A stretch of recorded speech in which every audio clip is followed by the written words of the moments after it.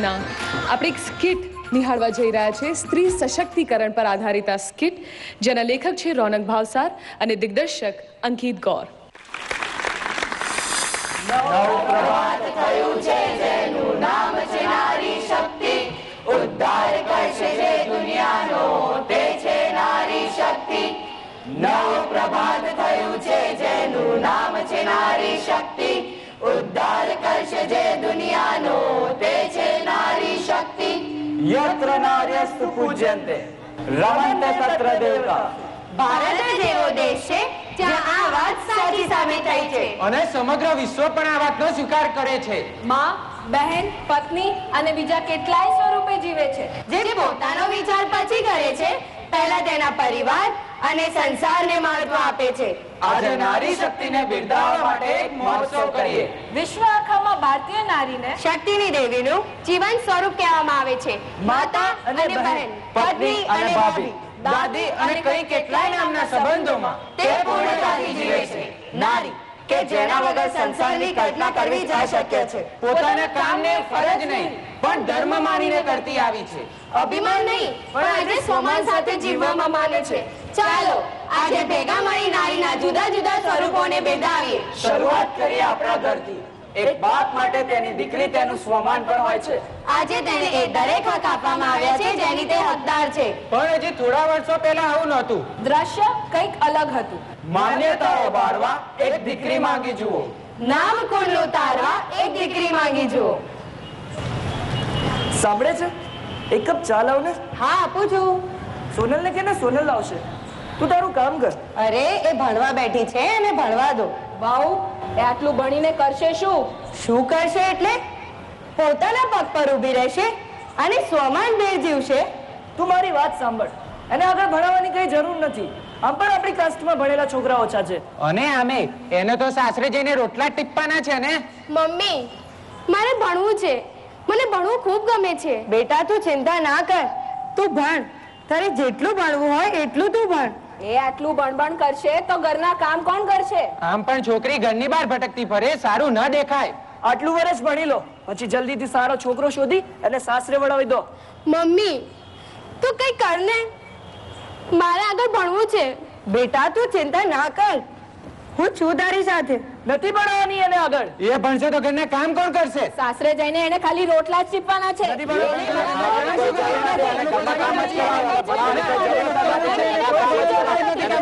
ના ના ના, મારી દીકરી આમાંનું કશું જ નહીં કરે. એ આગળ ભણશે, ઘરના કામની સાથે સાથે નોકરી પણ કરશે અને સ્વમાન ભેર જીવશે.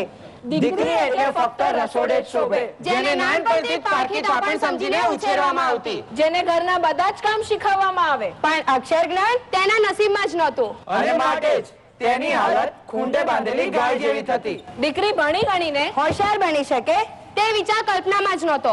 અને બસ સમાજમાં થતા તેના પરના અન્યાયોને સહન કરતા રહેવું એનું નસીબ બની ગયું. પણ નારી એટલે સાક્ષાત શક્તિનું સ્વરૂપ. તે પણ ક્યાં સુધી આ અત્યાચારો સહન કરતી. અને આખરે એને બધા બંધનો તોડી સાક્ષરતાને પોતાના હકનો ઉપયોગ કર્યો. તે વાંચતા લખતા શીખી, પોતાની સમજનો ઉપયોગ કરી દુનિયાને સમજતી થઈ. સારા ખોટાનો ભેદ સમજી અને બીજી સ્ત્રીઓને પણ એ સમજને સમજાવી. પણ તોય હજી નારી પર થતા અત્યાચારો ઓછા નથી થયા. કોઈકે કહ્યું છે ને કે સ્ત્રીની કોઈ દુશ્મન હોઈ શકે તો એ સ્ત્રી જ છે. તમને આશ્ચર્ય થવું એ સહજ છે. પણ આજે સમાજમાં આ માન્યતા રૂઢ છે. સમાજનું એક બીજું દૂષણ જે સ્ત્રી માટે ખૂબ જ આઘાતજનક હોય છે. અને એ છે કન્યા ભ્રૂણ હત્યા.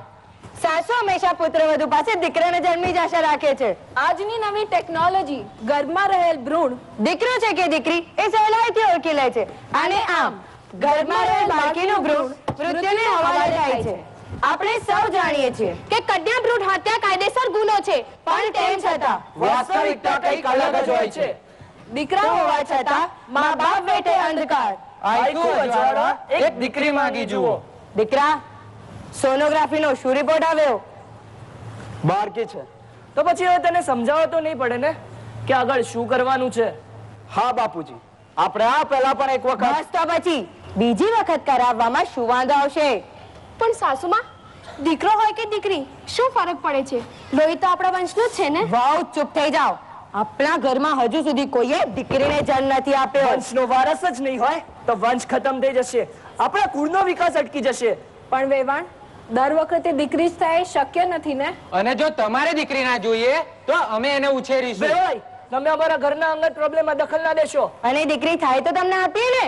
પણ સાસુમાં, તમે પણ એક સ્ત્રી જ છો. તમે આવું વર્તન કરશો તો લોકો શું કહેશે? અમારા ઘરની આબરૂ જશે તો લોકો શું કહેશે એ વિચાર. આજે તો એક દીકરી પણ 10 દીકરાની ખોટ પૂરી પાડે છે. કાયદો પણ ગર્ભપાતની વિરુદ્ધ છે. અમે ફરિયાદ કરીશું. એટલે તમે અમને ધમકી આપો છો? કાયદાનો ડર બતાવી અમને ડરાવવા માંગો છો. જો તમે અમારી વાત માન્ય નહીં રાખો તો અમે એ પણ કરીશું. તો વેવાણ, લઈ જાઓ તમારી દીકરી તમારી જોડે. અરે આ શું બોલો છો તમે? એકવાર કીધે સંભળાતું નથી. મને મંજૂર છે. હું મારા સંતાનને જન્મ આપીશ, એને મોટું કરીશ. તમારે જે કરવું હોય તે કરજો. હું એક સ્ત્રી છું અને આ બાળક મારા ગર્ભમાં આવ્યા પછી એક માં, હું એની માં અને બાપ બંને બની એને ઉછેરીશ. આ છે નારી શક્તિનું સર્વશ્રેષ્ઠ ઉદાહરણ. જનનીની જોડ સખી નહીં જડે લોલ. ઈશ્વર તેના દરેક સંતાનોનું ધ્યાન નહોતો રાખી શકે એમ. માટે જ તેને ધરતી પર સિંહને માં બનાવીને મોકલી અને તેની અંદર પોતાની મમતા, પ્રેમ અને લાગણીઓ ભરી દીધી. નારી ચાહે તો ઘરને સ્વર્ગ બનાવી શકે છે અને ચાહે તો સ્વર્ગને પણ નર્ક બનાવી શકે છે. આજે મોડર્ન યુગમાં સ્ત્રી હવે પુરુષ સમોવડી બની છે. દરેક ક્ષેત્રમાં પુરુષ સાથે ખાવાથી ખભો મિલાવીને ચાલી રહી છે. જે હાથ રોટલી શેકતા હતા એ હાથ કલમ પકડીને લખતા થયા. ઘરનું લીપણ કરનાર હાથ સફેદ કાગળ પર પોતાની કલ્પનાના રંગીન ચિત્રો બનાવવા લાગ્યા. એક નાનકડી શરૂઆત ધીરે ધીરે એક મોટા સમુદાયની સફળતા તરફ વધી ગઈ. સાંભળેલું ઉચકનાર હાથ સોમાન માટે તલવાર ચલાવવા લાગ્યા. જેનો ઇતિહાસ સાક્ષી છે.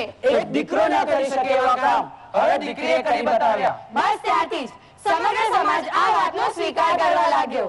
એક ભણેલી ગણેલી દીકરી 10 દીકરાઓ બરાબર હોય છે. સોય દોરા વડે સાંધા કરતી નારી આજે મેનેજમેન્ટના પાઠ ભણી મોટી કંપનીઓમાં ઊંચા હોદ્દા પર જોબ કરે છે. અને જે ઘરમાં જાય છે ત્યાં પોતાની આવડતથી એ ઘર પણ સંભાળી લે છે.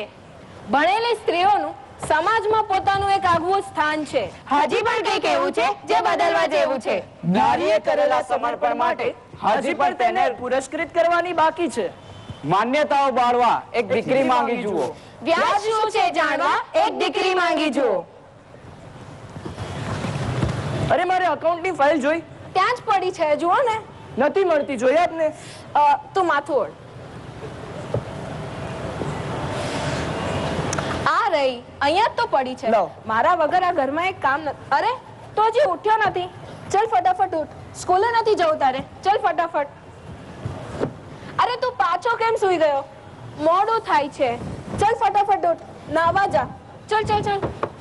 આપણે ખરેખર નસીબદાર છીએ કે આપણે આવી પુત્રવધુ મળી છે.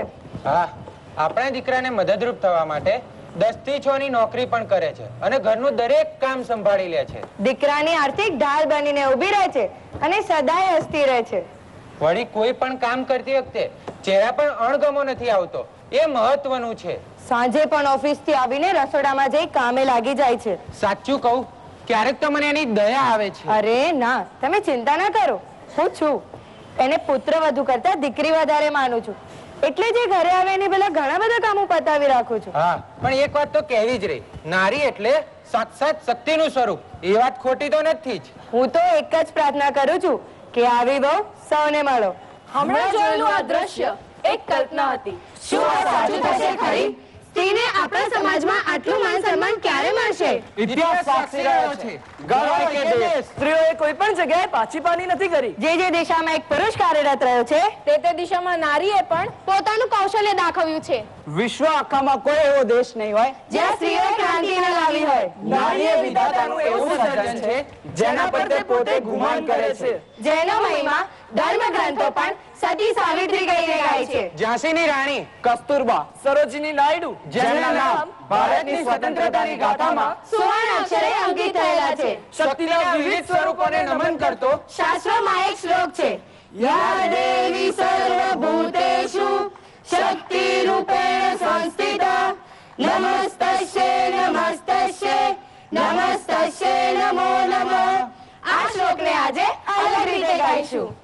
યા દેવી સર્વભૂતેષુ નારી રૂપેણ સંસ્થિતા નમસ્તસ્યે નમસ્તસ્યે નમસ્તસ્યે નમો નમઃ.